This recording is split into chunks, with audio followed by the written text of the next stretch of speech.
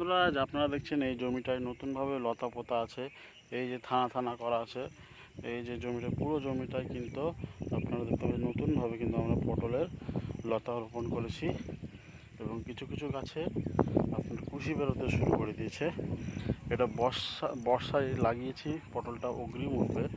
তো আপনারাও যারা চান যে পটল চাষ করব, অগ্রিম পটল উঠবে, তো অবশ্যই এই সময়টাই আপনাদেরকে পটল জমিতে রোপণ করতে হবে। এখন বর্ষাকাল, লতা পুঁতলে লতা আপনার পচবে না, কিন্তু কুশি ঠিকঠাক বেরোবে।